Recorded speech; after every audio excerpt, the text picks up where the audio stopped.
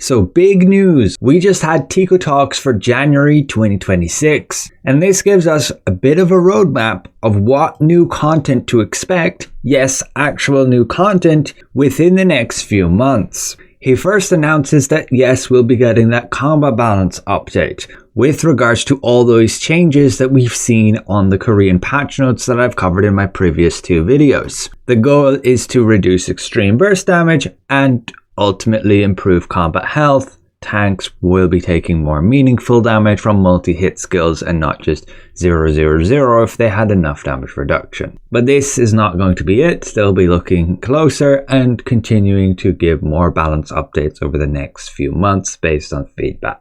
He also confirms that the change to Battlegrounds is coming, which should mean in particular when capturing a point, you should get weakness exposure, which should reduce the amount of CC resistance you can have. That should make it a lot easier to stop a tank from just capping even if you don't have a ton of CC chance. He also acknowledges some Xbox client crashes and Castle Siege crashes, of which they are working on a fix, and they should already have fixed the Castle Siege one. While looking ahead in terms of actual new content, we will indeed finally be getting the Tower of Greed.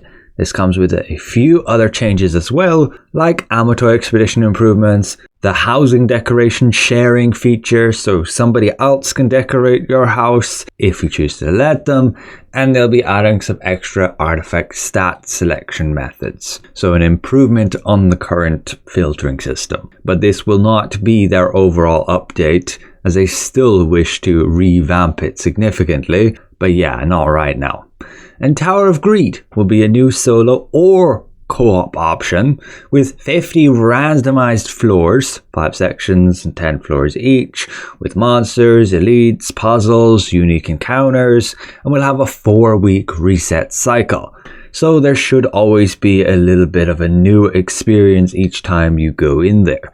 And yeah, pretty great, you can go in as solo if you wish to do so. And otherwise there will be some new adventure and codexes extending the story after the Calanthea raid. But moving on from that, looking at more of a roadmap, we can see in February, Battlegrounds will be added to the war games for guilds competition, basically allowing you to create a war game with the Battlegrounds format, with the arena capping points and so on, and then being able to host competitions as a result, since you can structure exactly who's playing. But then in late March, yes, we'll have to wait a while, we will get 2 new co-op dungeons, a new gear slot. I'm really not sure what they would add here. Maybe you can get some inspiration from other games. But there'll also be a new Battlegrounds map and a new Battleground mode later this year. Looking ahead, there will be more quality of life improvements and content not yet announced,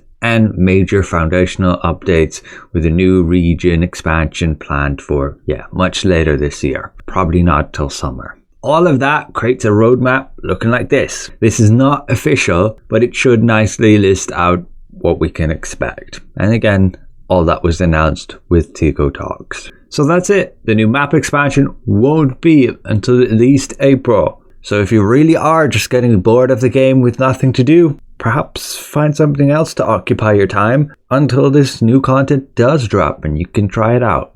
But with that said, thanks for watching. A special thank you to all the channel members, and we'll see you guys around.